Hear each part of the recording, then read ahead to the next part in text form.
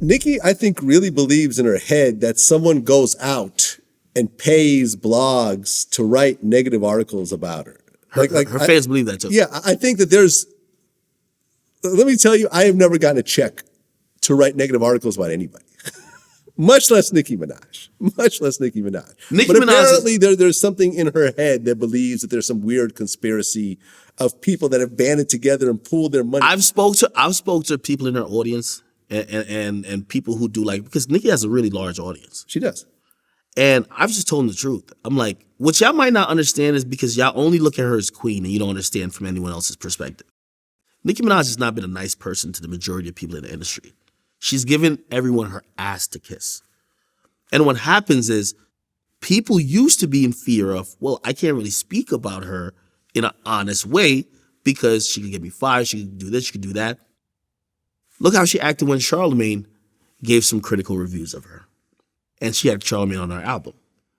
So as the years went by and people felt more comfortable with actually giving a realistic experience of how she is, how nasty she's been, she's thought that it's her other competitors, whether it be a Remy, a Cardi, whoever else. Lil' Kim. Yeah.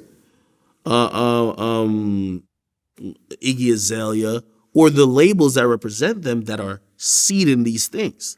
I've always said this to Nicki fans.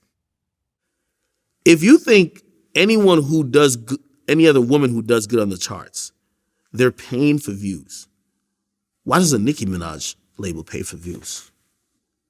You think there's a label who says, we just got so much integrity. Right. That they're paying blogs, they're doing this, we're not going to do it. Right. And maybe you get paid by some labels. We don't get paid by nobody. You know what I mean? If anyone gets paid, you get paid to promote a record. Exactly. Nobody's getting paid to hate. Right. That doesn't do anything. It doesn't. Doesn't do anything. Yeah. You get me? Yeah. Again, people have these personal relationships. And I can tell you, I have certain personal relationships with artists that they would probably get more favorable. Like if a story came out or something came up, if I was supposed to give my opinion on it, it'll probably go their way because I just know them as a really good fucking person. And people don't realize, I don't give a fuck if you're Nicki Minaj. You could be, unless you're Jesus, okay? If you treat people shitty, when people hear shitty things about you, they're inclined to believe it if you treated them shitty. If you've always been good to me, and be like, yo, Vlad, I was just on Clubhouse recently. They brought your name up. I said, well, listen, everything I've known about Vlad, this don't sound like Vlad. I seem to be very popular on Clubhouse. I always hear these Clubhouse conversations about. I heard there's rooms about you. It was Whack 100. Oh yeah, okay, there you go. But I was saying, hey, listen, the Vlad I know, and I've seen how he acts on multiple occasions. That doesn't sound like him. Mm-hmm. That's me. I'm shooting you some bail. I'm giving you the benefit of the doubt. The thing with Nicki, I don't think there's a lot of people like that. And I think her fan base feels like it's hatred and jealousy. Jealousy, right.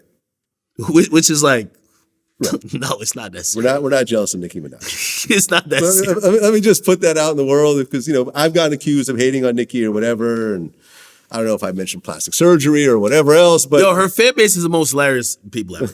Yeah.